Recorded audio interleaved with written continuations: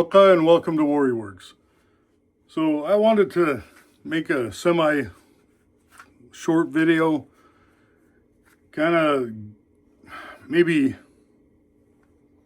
spur my confidence or maybe your guys' confidence in me on something that it makes it look like I actually kind of know what I'm doing on some things. But also to be reminded that things happen and, overconfidence is never a good thing. Those are all the pins from the 194 OT video that I picked up. The ones that didn't, these are the ones that fell right here. This is not including the ones where I snipped them off and they flew across the room somewhere, or the ones that dropped on the floor. And there's 12 of them in here. So, I guess that gives you kind of an idea of how many pins throughout that process I worked on the other day that we went through. But, I have a few projects, a few things that I want to get at least ready to the point where when I want to work on them or when I have the time to work on them, I can just grab them instead of waiting to take apart the handles and do things like that.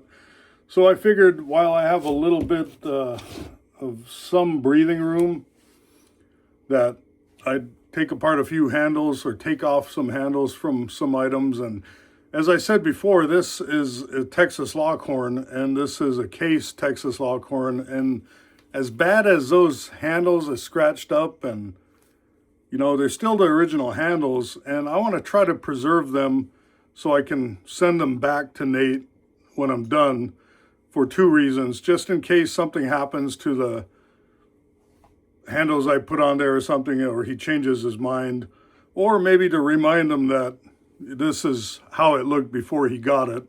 But with that being said, this is what we're working on here. So, with that being said, I'm sorry. Since these are plastic or they are a synthetic material, instead of sitting there and trying to grind out pins and grind out heads, I wanted to try a new technique that I think will work. So this might be a little long, at least for me, but I'll speed it up so you guys don't have to sit here through it. I'm going to take a heat gun and I'm going to apply heat to the plastic so it gets a little more, I guess, pliable. And my thinking on this is this works on so many other levels with synthetics. We heat up things with warm water to make them easier to put on plier handles, to slip over metal things. And we, heat things up with heat guns to pull things off that are stuck that, wouldn't otherwise let go.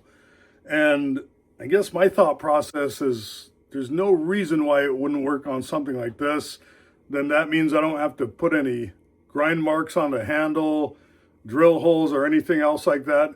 Worst case scenario, you get left with a little bit bigger of a hole than there was there before, but that's easily fixed by peening over something a little bit more if these ever need to be utilized again, or heating them up to where they shrink back to where they were, because plastic, it's not memory based where if you heat it or warm it up, it doesn't go back to where it needs to all the time.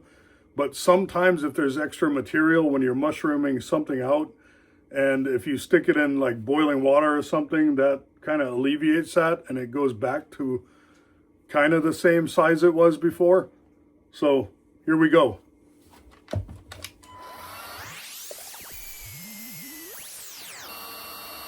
And it is pretty cold out, so this kind of helps my hands. And I don't know how bad you guys, I saw some news about how bad it was for people down there. There was a lot of people without power, and you guys received quite a bit of snow. And my heart goes out to you guys. I know how weather can impact, and especially unexpected weather can impact somebody. And as much as, somebody may joke about, oh, you let a little snow and ice stop you, that doesn't bother us up here. You know what? We're prepared for it. And the thing that I can say, back in 2000, I think it was 18, We had a crazy heat wave here in Alaska. It was a drought, a lot of dry weather, no rain, and our temperatures got close to the 90s for the entire summer. Well, I say entire, for about the entire month of July and August, or beginning August. And even 100 degrees in Fairbanks, 100 degrees in Glen Allen, and also 100 degrees in Talkeetna, or close to. And that was pretty crippling to us. We don't have air conditioning in our houses because we don't need to usually, because the weather never really stays hot for long. The summer months, it gets a little miserable in the evenings, a little like mid 70s in the house. And most people here try to keep their house around between 68 and 70. And when you get to the point where it's uncomfortable and the house is like 85, 90 degrees, it makes for a miserable experience. And luckily we had a couple portable air conditioners and we had some fans, but no joke, every single fan in Alaska had been sold. There was nothing on the shelves in Walmart or anything else like that. So it's when we weren't prepared for it, for that type of thing, and that's kind of the comparison I can give. So, all right, that seems pretty warm. I'm going to see where we are with this. I got a little pry thing here. I'm going to try to get in between those scales and the handle, and I'm going to be careful not to put too much pressure. I don't want to bend anything, so I'm going to look for a spot that I can sneak that in there. And maybe I'll use a razor, a utility knife first to get in there like this and to try to pry it out initially. And that is coming off that pin right there. So I got some progress right here. It's coming off on that end, and let's see. I gotta be extra careful because I am holding a razor and I don't want to get cut. Okay, so that just popped off right there. And let me get to the center one. I figured this one was going to be the one that, if any of them, was going to cause me some issue. So I want to put this and slide this all the way through and give it a little bit of a help. And that's not going anywhere right now.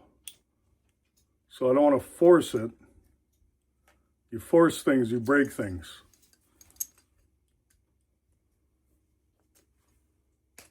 So I got both ends off right there. So I'm going to focus on that center pin right now.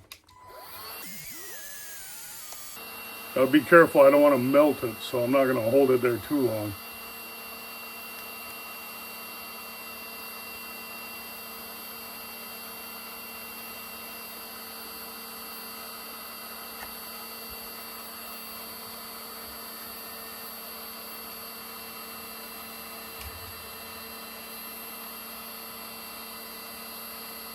Sorry, I just got this vision of me prying on this and it flying off and hitting me on the forehead while I'm trying to show a YouTube video. How funny would that be?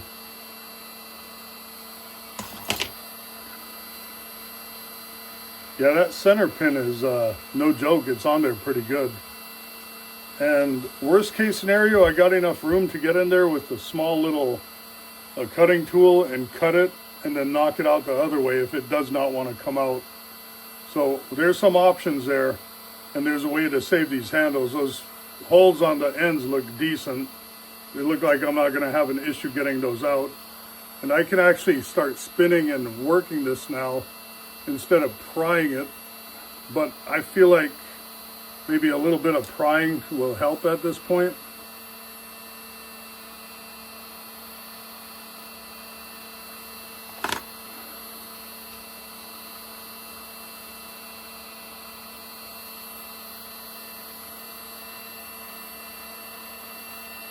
Taking a lot longer than I thought it would, but luckily I'm going to fast forward most of this.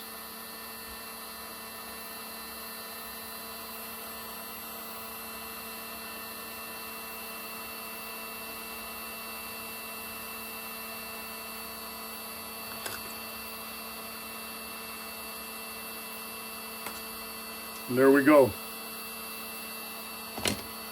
And as you can see, it did exactly what I thought it would. It kind of stretched the hole on this other side and a little bit, and you can see a little bit of a bump. But I would imagine you get this in warm water, like I said, and that stuff, or you kind of heat it back up and you press it back into place. There's all kinds of things, but bottom line is those scales came out and they're saved. They're not broken. They don't have any drill marks or anything else like that, and they can be reapplied later. So this side, now I'm going to do this side.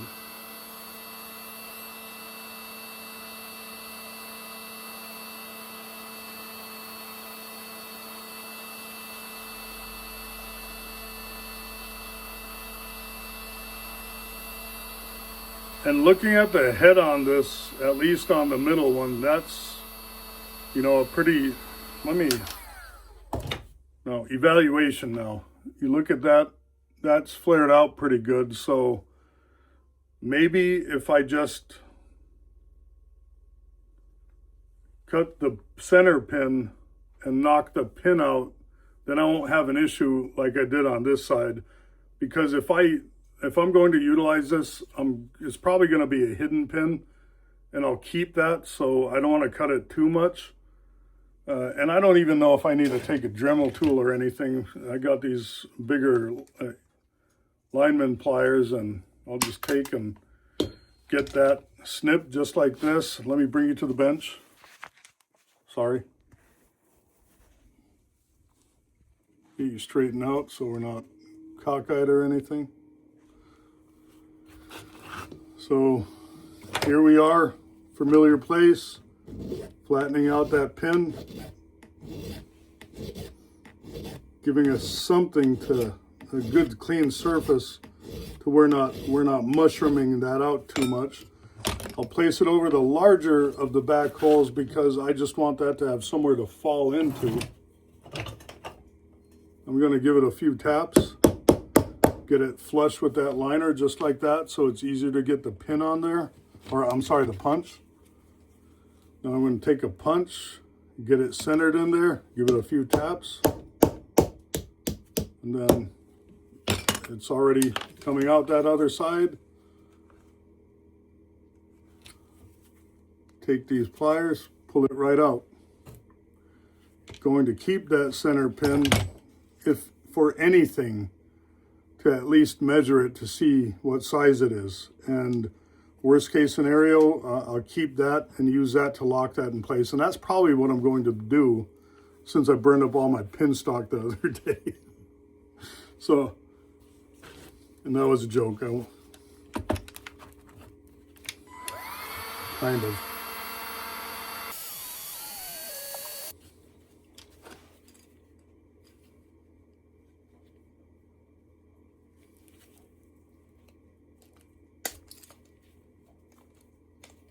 I know I shouldn't be using a razor as a pry tool, but there's really not much I can get in there. I got a few other putty knives and stuff that might work, but here it is. They came off. Now I have not only two,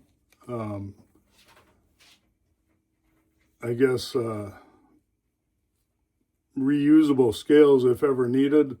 Now I have a good template for when I'm making the new scales on here. And now that I pulled that center pin out, these don't lock, they just kind of flop in place because that pin held in the lock. And I guess looking at that a little bit, I'm just curious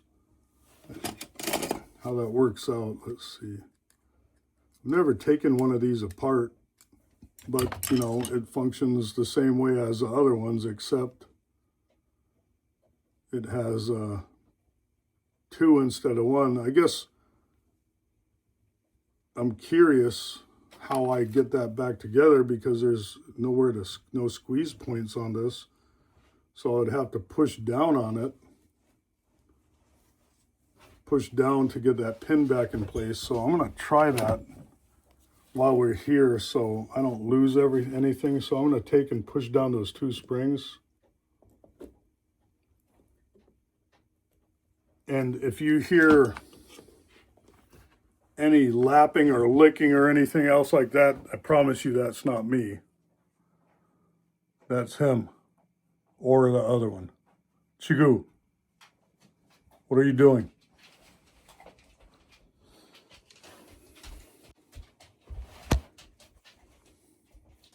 You gonna say hi? You gonna say hi? Okay, enough. Okay, you two settle down. Settle down. Chigoo. All right, I shouldn't have riled them up. I'm sorry. That's my fault. Especially the younger one. So Chigoo is a blue heeler, and Chigoo is named for ice in our language. And Mando is a Carillion bear dog, but he was born brown in the litter of the black and white pups that we got him from. And that bloodline is almost like a Russian Laika type dog. And I don't know, he's a really unique dog. He almost looks like a Laika rather than the build of a Carillion. Definitely wish I had that kind of a dog when I went out moose hunting that one time. I know Mando wouldn't do any good with a moose because he's scared of the moose. Yeah, so that's a pretty strong tension spring right there that keeps those things in check. And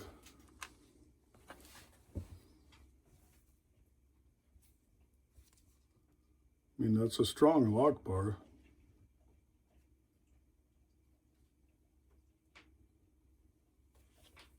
Yeah, I'm going to have to, I know how I'm going to do it. Worst case scenario, I get and pull that down from the inside, but I want to be able to apply pressure and push that pin outward. So what you guys, I'm trying to look at is in that pin, that hole, is to get that pin back in place. That center, those two center lock bars are connected, and it has a divot that the pin has to go through, but it sits proud of the hole, kind of just like a spring on the other knives, but you push this way to get it centered. This one you have to push this way. And of course, with it being in the channels, that presents a little bit, I'm not big of a problem, but not anything I'm going to deal with right now. So I'm going to take this, I'm going to place it in this bag right here with the scales. And I'm also going to take, if I can find it now, what did I do with it?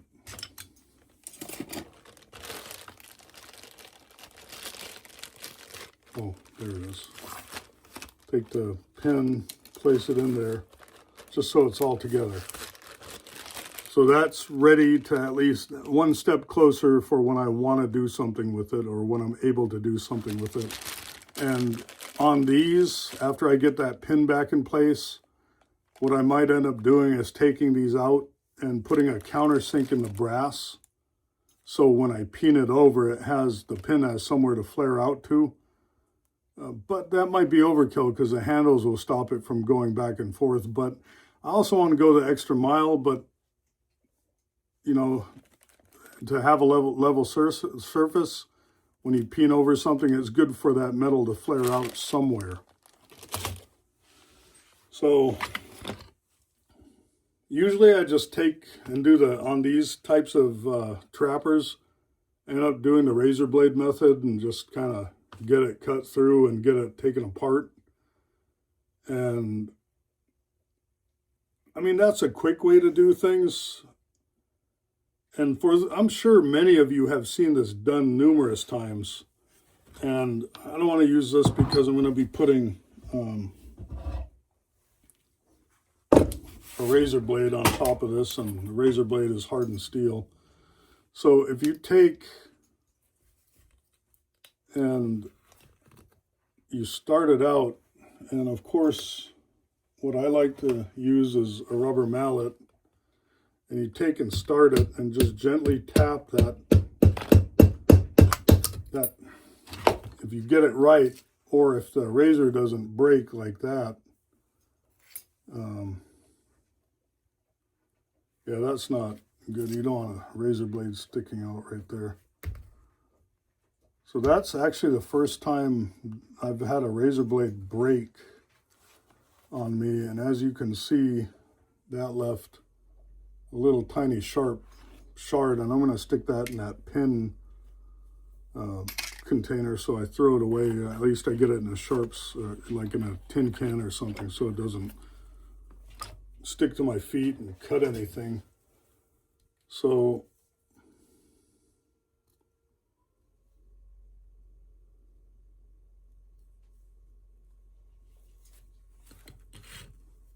try this again.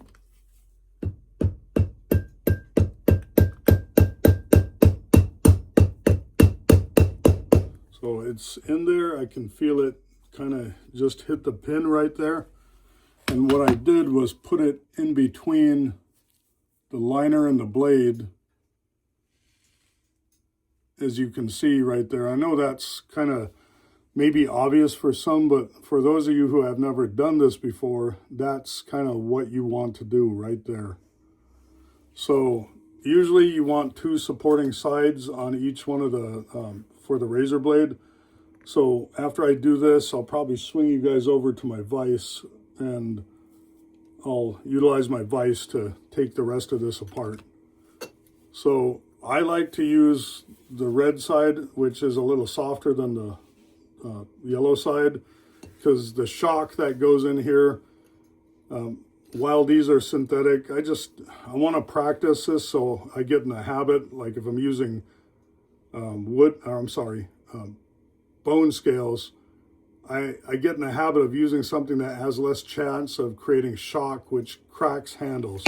So here we go.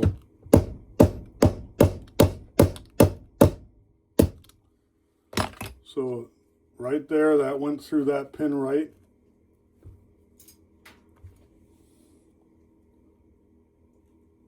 So now what I want to do is open the blades, see if I can get them out of my way. And you know, so we talk about trauma and stuff like that.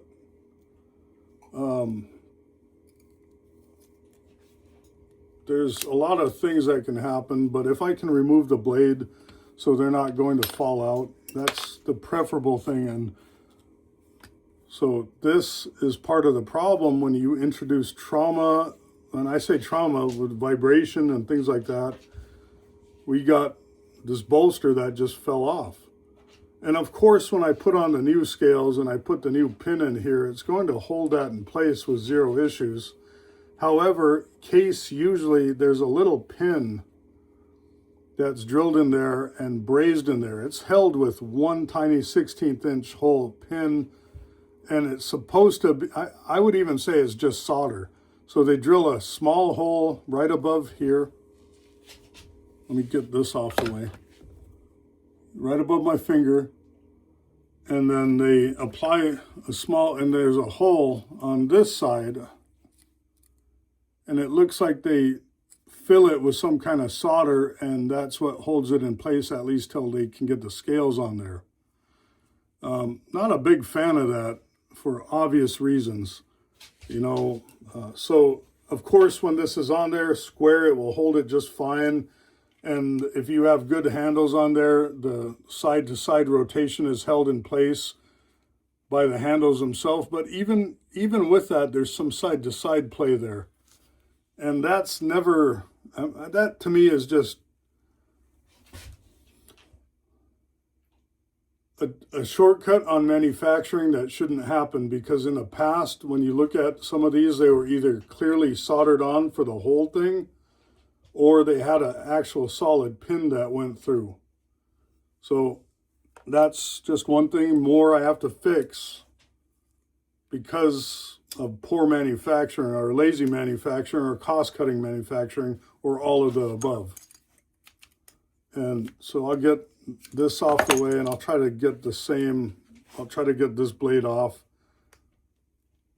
I'm trying to reach around that blade so I don't cut myself. And again, I got cut resistant gloves.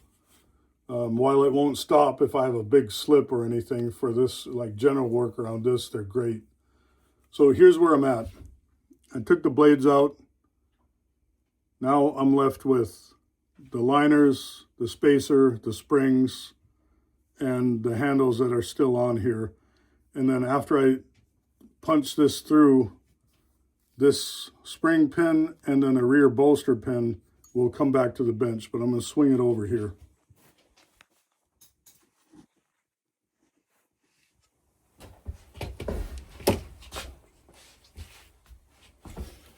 Forgive me, I'm a little slow. My knee's still hurting, and you know, it's just kind of been a long road of recovery, and it's been pretty frustrating for me. So I had steel jaws on here, and I mean, I know this puts marks on here and it bugs me, but there's really not much I can do about it. So I'm just going to gently tap till I feel it hit that pin right there. When I feel it hit that pin, I'm going to give it a few good hits. And there we go. You can see it went through. That took 3 decent hits. Then I'm going to take and try to keep the jaws as close as possible without letting them interfere with this rear bolster when it comes loose. So I feel the pin right there. This one's usually the easiest. This one just usually takes 1 or 2 taps. Or 3 really light ones. And I got the razor, it popped out. You can see the damage that those nickel silver pins cause on that. And this is an old used blade. It wasn't brand new. And while they're cheap and things like that, after I use them up, I take them, and if the middle piece is good, that's what I use. So I have probably usually about 2 or 3 of them ready to go. I don't do this very often with that method, but when I have the synthetic knives, that's my preferred method because it's easier to deal with it that way. So take the spring, and what I try to do is while I have it on here on the pile side, which is down here, and I got the show side right here, I'm going to scratch on the show side so I know which spring belongs to which. Usually they're the same size, but if one's fitted to the main blade, I want to keep it that way. So take a scribe, and then I usually just put a line for 1. So that, to me, I know is the show side on that spring. And I don't need to mark the other one because obviously if one's marked and there's only 2, process of elimination. So I got the liner. Liner comes out just like that. Next spring, same thing, slide it down. Usually just pops out like that. I usually put the blade right up against the pin and lift, and it just pops right out. That's how easy that was.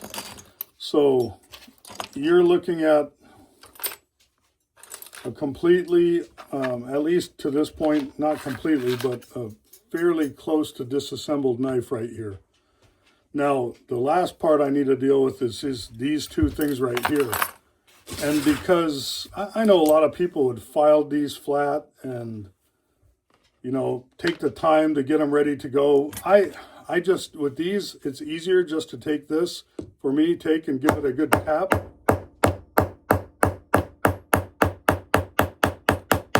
And I see that flaring out, so that's not going to come out right there. So what I'm going to have to do is be aware of that, file that head down that's forming on there for some reason. I want to be careful so I don't want to force that through that because it could tear and rip that brass.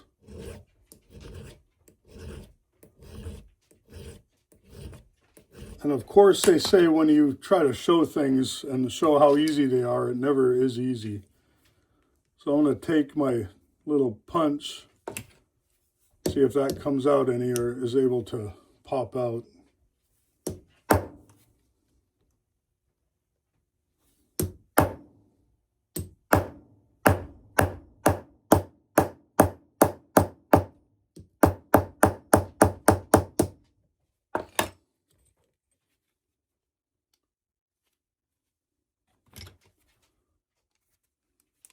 So that actually went into that pin right there, but it did knock it out.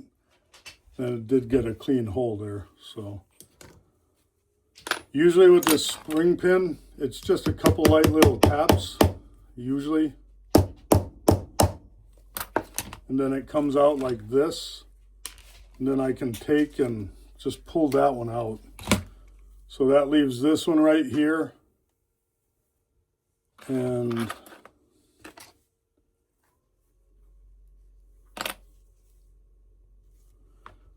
you'd see this. What I think I'm going to do this time is, so I'm hitting it less, is try to get it trimmed as far down as I can, then do what I was doing.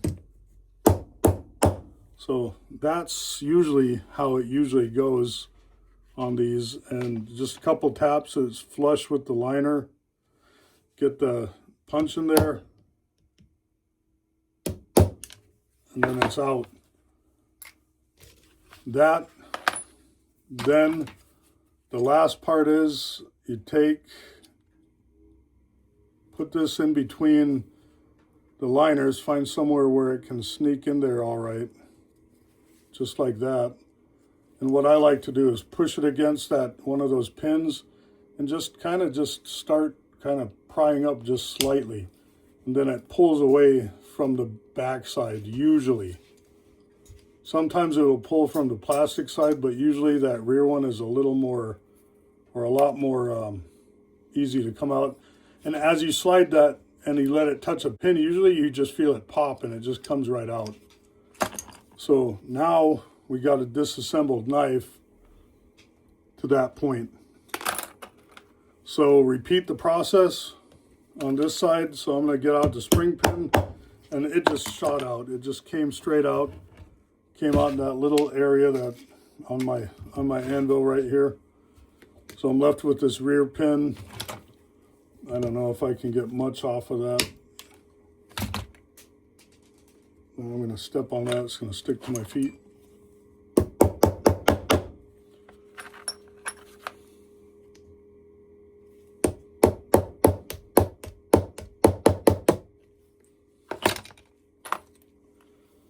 So there we are on this, and this might be a little easier because I don't need to sneak it in from somewhere except from the top.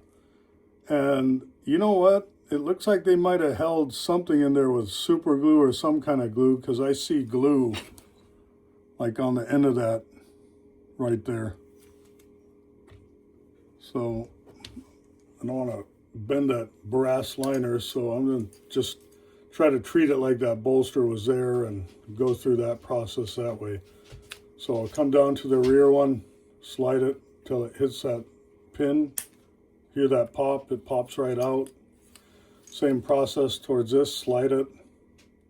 I don't hear anything, but I know it wants to go. There we go. So here we have this piece right here. And of course we didn't take the pin out of this bolster because I don't know what the issue with this is, but now I got a piece that I really don't want to sit there and hold with my fingers because it's small. But let's try to tap that.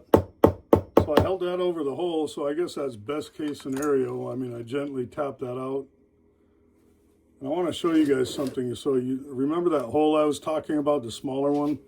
If I just take and you see this little chute, that pin should come straight out and drop right over here. So there we go. It did exactly that.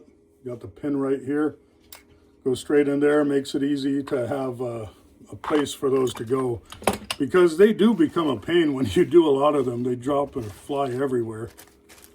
So now I got that trapper done, and that's for a subscriber that I did a trade with, and you know, I'm glad to get that apart.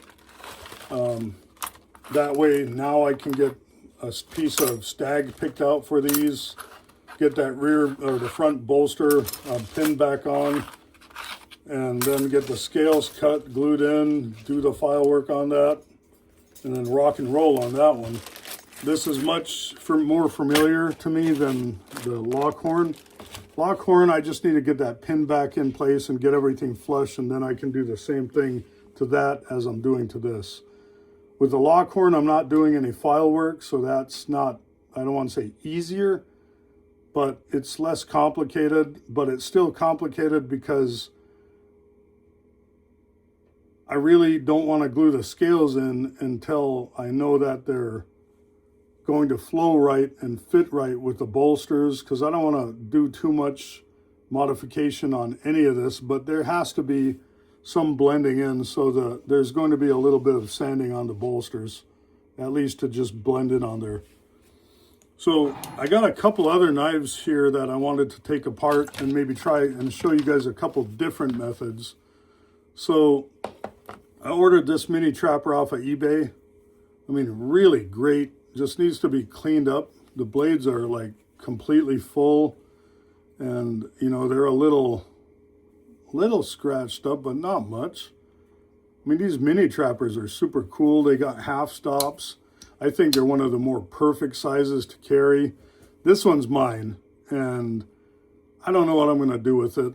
I don't know what I'm going to put on here, but I at least want to get it to the point where I know I can just get these scales off. And just so you know, these are beautiful scales, or were beautiful scales. They're natural bone. They have a chip right here on the end, which if that was the only issue, I'd probably think about repairing that possibly, but this is one of the harder colors to match. And you go to the other side and there's this god-awful crack that goes here and this chip right here. So what I'm going to do is use this as a test, you know, to practice on to get these pins out. And of course, these two pins are handle pins, and this one's a rear spring pin. And I could just easily get to that, and I'm not trying to salvage the scales for any reason, but it's good practice while I'm doing it, and I'm going to keep that shield. That's a cool shield.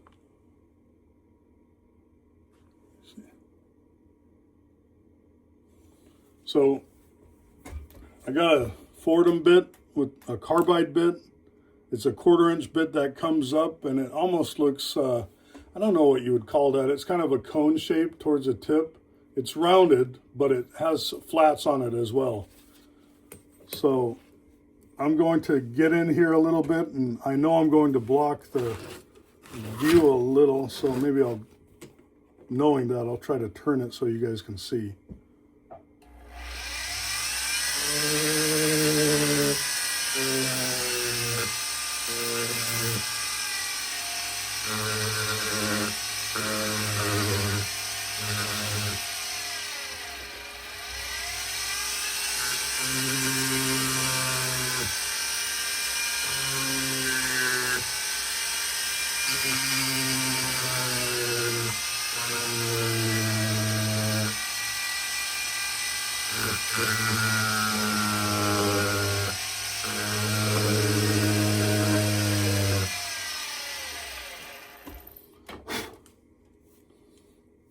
That's some stinky stuff, man. I don't like the smell of that bone. That's, you know, unpleasant. So let me just try to get these handles off my way so I can deal with that spring pin. So as you can see, that lifted straight out. This should lift straight out. Then this one is maybe a little bit more difficult just because it's still one solid piece. But come back here, get to that rear pin, pry up. There we go. So now we're left with this right here, and that's where I'm probably going to leave it out for the most part. I do have these little pins that are kind of floating around, and I don't want them doing doing too much. They want to come out, but they're a little too long to pop through in and fall out unless I kind of try to force them. But then they hit the liner in the middle and they stop, so I mean,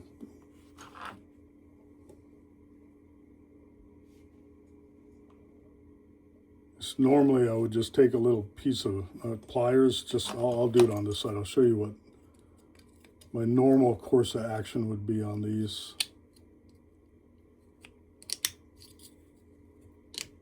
So I got them raised back up, or at least they were until they just popped back down. Got them raised back up. I'll just grab them with a pair of pliers and kind of just pull them out.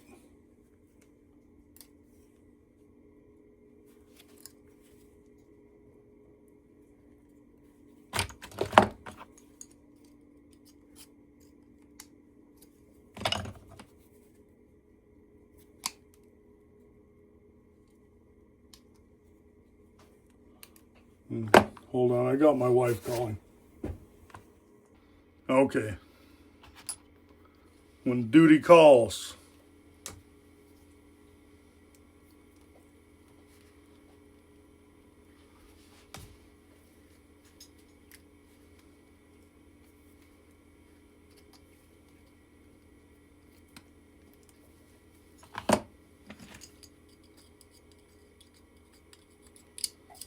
See what happens when I say a quick video? We're, I think it passed 40 minutes on this one. Which is okay. I mean, you guys can pick and choose which ones you want to watch. There's, what, so far, this is a third knife disassembly on here, and I'm being pretty slow and, I guess, very deliberate on these to kind of show and teach you. Otherwise, I would just whiz right past these. But now I got this ready to go as well. And, you know, this rear, or this shield, since I'm not keeping this, I'll just take and break the bone. And that shield fell out, because we all know the wonderful glue in there is, you know, made of cool stuff, and it holds things forever. Now, the last one, I got this Barehead mini trapper that I actually do like these scales on there. But I want to show you guys something. I mean, I was joking about the glue just a little bit, slightly. But looking at this shield kind of sits proud of the actual, look at that. I barely even put any pressure on that, and that popped out of a brand new knife. You know, and I don't know what the thinking is. You got absolutely smooth bone and a very smooth piece of metal. I mean, they don't even sit there and scratch that up just to have more adhesion. That's what I do. So, I mean, come on, man. I won't harp on that too much.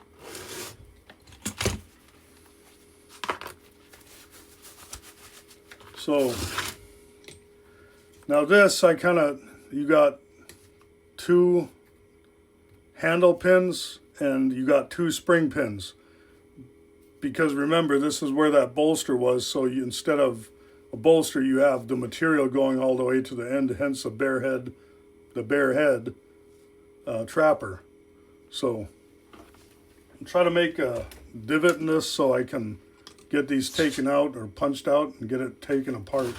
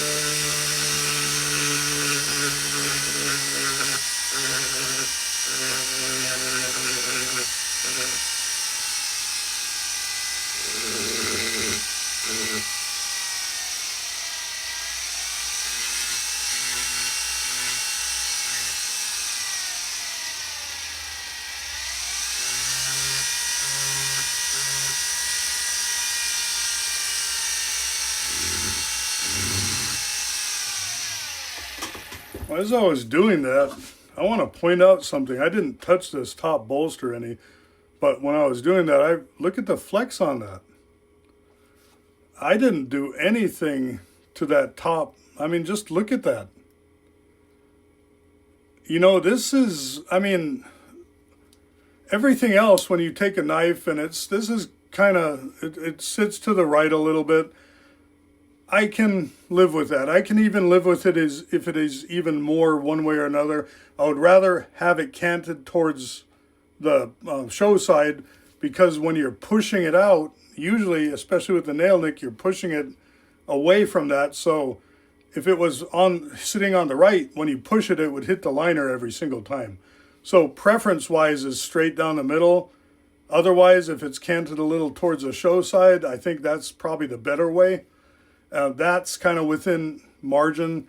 Spacing and liners, I mean, there's always been spacing issues with, you know, knives. This one actually has really good spacing. I'm impressed with that. That's about the only thing I'm impressed with. And this color green is pretty cool. And, you know, I'm trying to salvage it. I don't know why, but maybe just out of practice more than anything. So let me show you what I did. So I rounded out, the heads are domed, which was, again, a big plus on these. But I took and did a little concave, and I took away the dome part and left that. So I was trying to salvage that bone on this so, you know, it wouldn't crack or break or anything like that. And this is where I talked about when you're hitting something and it's bone and it's metal, you know, preference-wise, a piece of leather under there or somewhere else, which I'm going to add to this, you know, right here. So in the future, I would be able to do it like right here across this. But since I don't have that, and I think that this, I know that I'm not going to reuse this, and if I can just kind of tap that out, that came out just like that.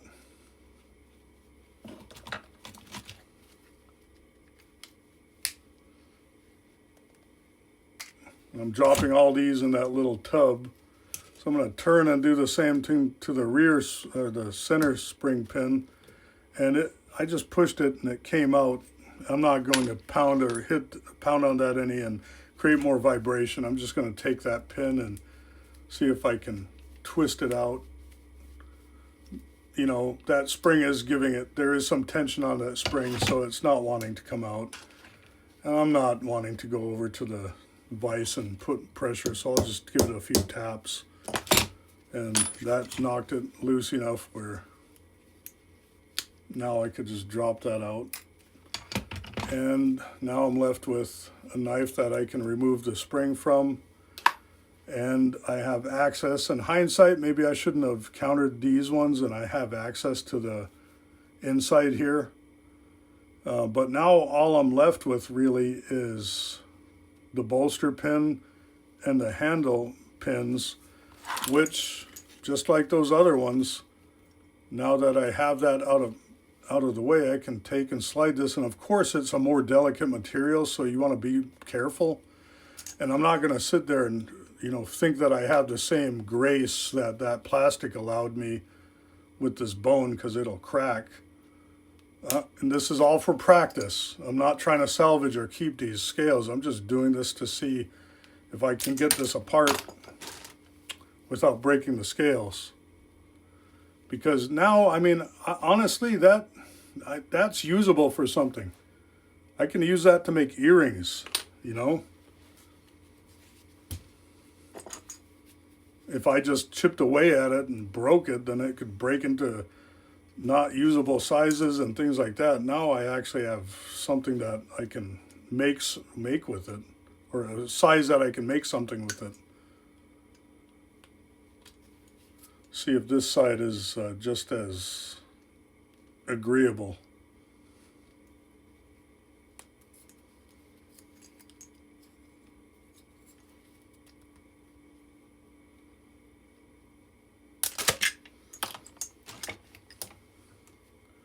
There we go.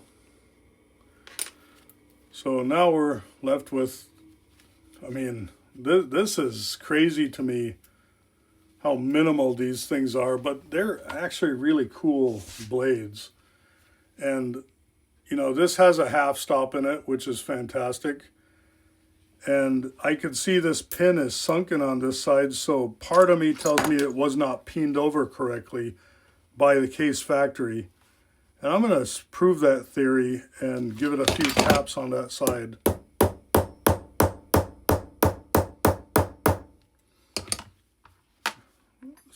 You know, this is ridiculous. I'm sorry. I mean, this knife's going to have a better life because, you know, it's getting new handles, but it's also getting upgrades. It's going to be pinned over correctly. It's going to have no wobble in the blade. I mean, there's no downside for this being done to this knife.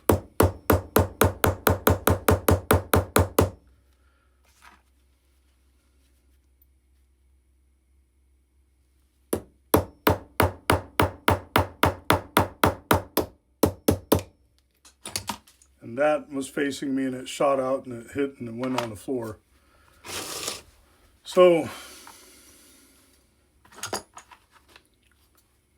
really with this knife, this is all I needed. So I got the spring, the blade, and the 2 liners with the bolsters.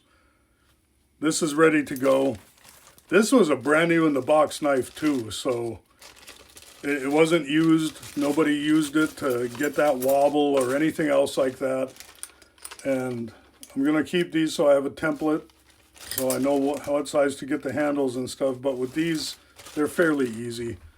So just to recap, we took apart 4 knives.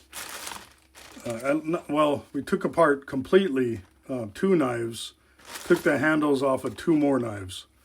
So we did the Longhorn, the Trapper, the Mini Trapper, and the Barehead Trapper, Mini Trapper.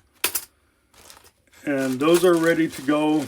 This was kind of the day in the shop. I mean, I had a pretty busy day at work. Then I came home and I promised my wife we wouldn't go out to eat and I'd cook dinner for her. So my evening went away pretty quick. And for good reason, not only because I cooked dinner and had dinner, I spent time with my wife. But I also went and picked up a few things that I think are pretty cool. This was a eBay purchase. I showed that to you guys already.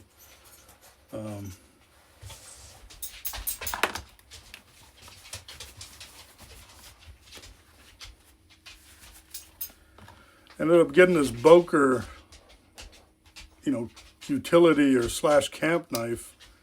And this is a 7593 pattern. And it's pretty cool because it has like 5 or 6 tools.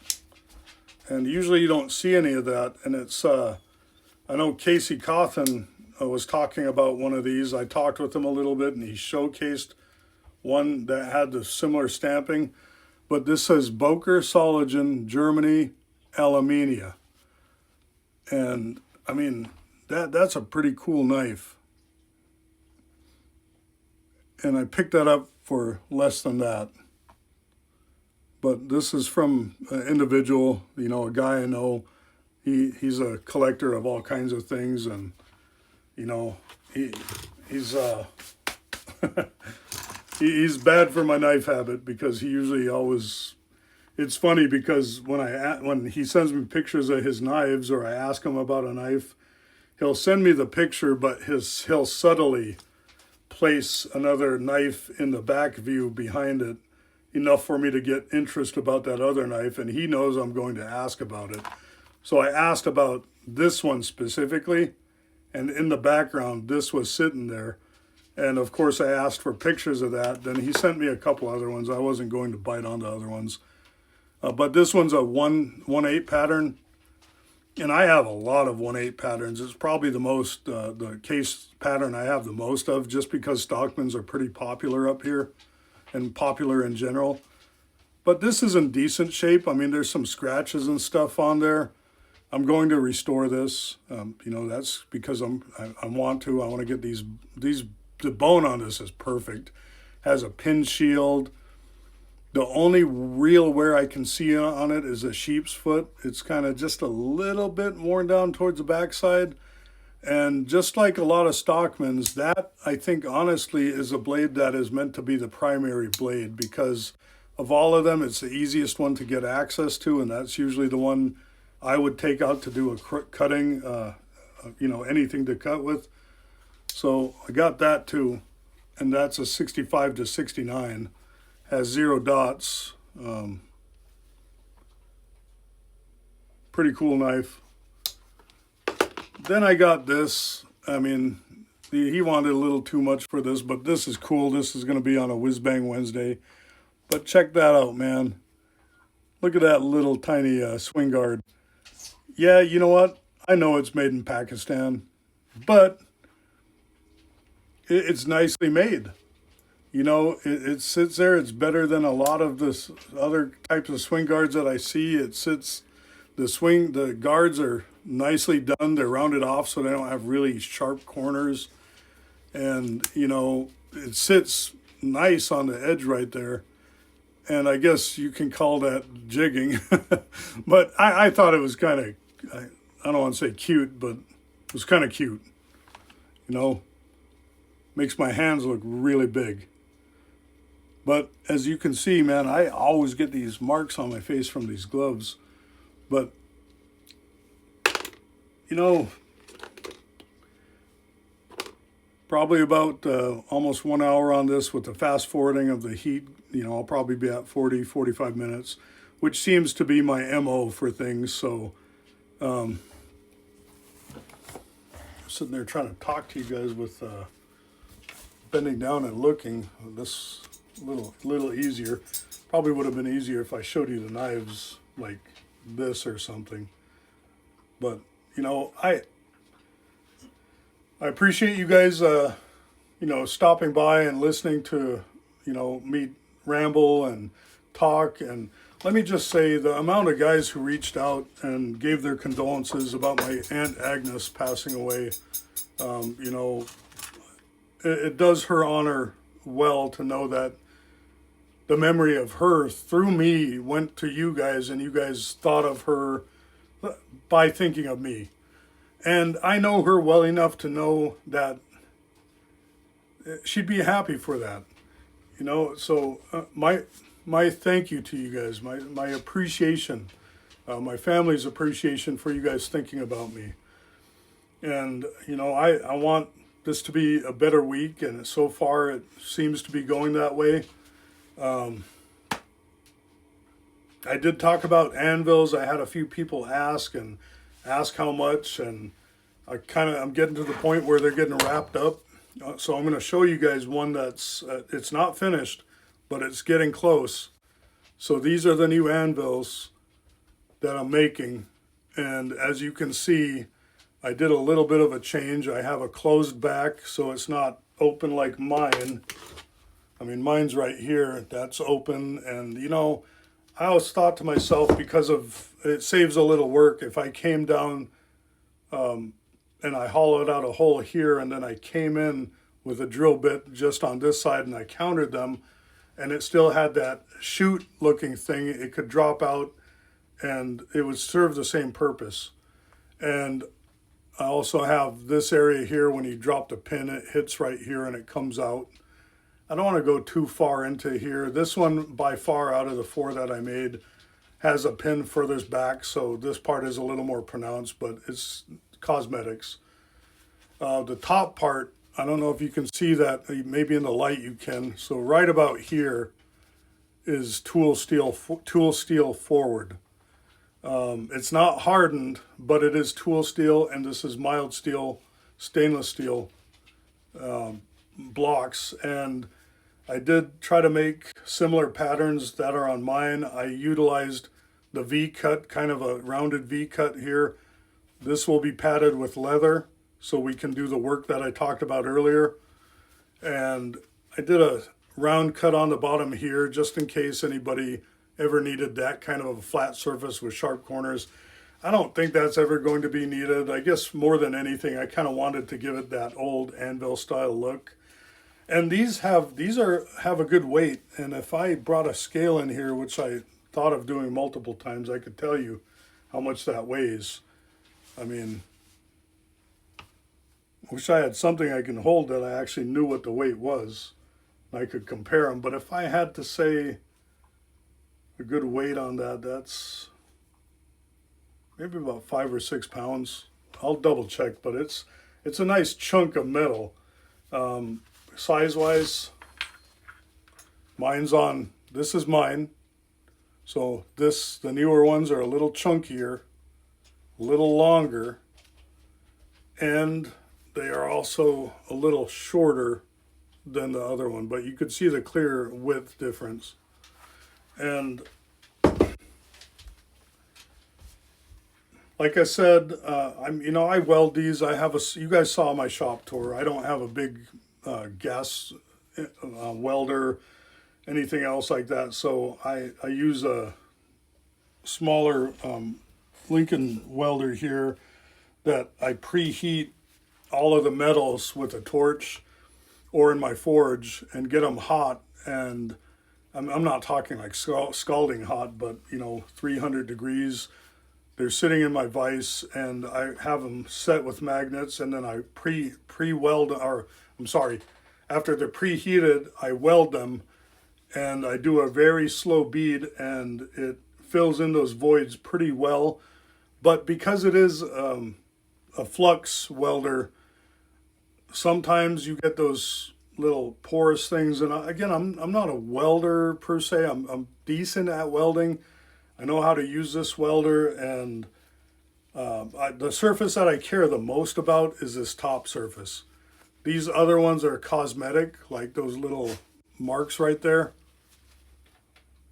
So those won't go away. I'll try to blend them a little bit, like with, I'll take the band file, and I'll just take and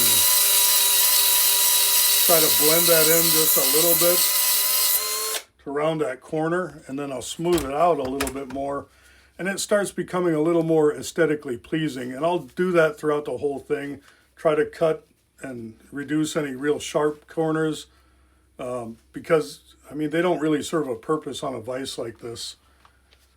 And after I get these cleaned up, get my logo etched on there, or stamped on there, depending on if I can fit my bigger stencil on here. If I can't, then it will be a partial logo. But these are going to 2 customers. You're going to Walt and Herb. And the other 2, they're not spoken for yet.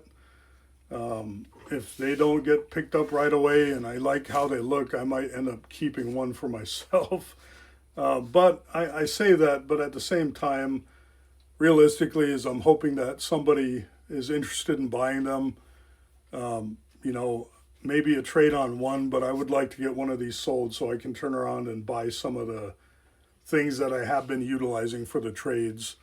Belts. Belts aren't cheap. They're like $10 each, and I go through, I think, 4 belts per set of 4 of these. And then, of course, you got the welding rod and everything else. There's a lot of work that goes into this. And I think it's really easy to be dismissive of somebody's work when you see a chunk of metal and you're like, you're charging that much for that? Yeah, no, it's a little more than that. You're charging for the time that goes into this, the design, the availability of this.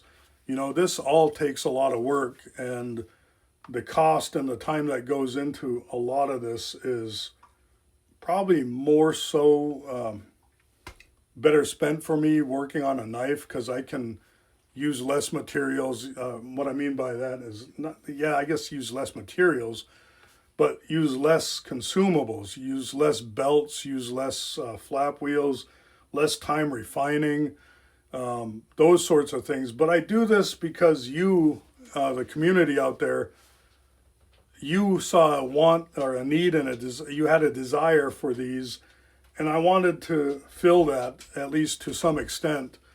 I I don't know how often I'm going to be doing these. So I don't know when the next batch is going to be. I plan on buying 4 more pieces of this if these or one of these sell. But I'm not going to buy 4 more pieces of metal and hope that somebody buys them eventually, because I just have other things that, other obligations. So with that being said, I appreciate you guys, and I mean this more so now than I have before. When I say stay warm, it's kind of the thing where I'm hoping that, not only physically warm, but you guys warm and feeling warm and like love for each other and things like that. I mean, it's just one of those things where I think every one of us can benefit from trying to be, better, trying to be more polite, trying to be, a better neighbor. Those types of things make us just better and more patient. And I know my patience, and my wife will tell you this all the time. I would hope that she says my patience has gotten better from the point when I was younger to where I am now. Maybe not by much, but it's gotten better. And, with that being said, my wife did call earlier, and, I mentioned spending time with her and having dinner with her. It's 9:30 right now. I'm going to go back inside and spend some more time with her, but at the same time, again, I want to thank her for what she has done. All of those little things that I put in the box, like the ornaments and like the patches and the little thoughtful things. It's not that I'm not thinking about that. I always ask her, hey, I want to put something else extra in there. She takes her time and she goes out and I don't want to say sources, but she finds those things at the store and she thinks to herself, these would make some nice gifts. So I know a lot of thought goes into it on my wife's end for that. So I appreciate you, babe. Thank you. I know everyone who receives a box, appreciates that. So with that being said, stay warm, stay safe, and have a good evening. Have a good morning. Have a good day. You guys are great. Thank you.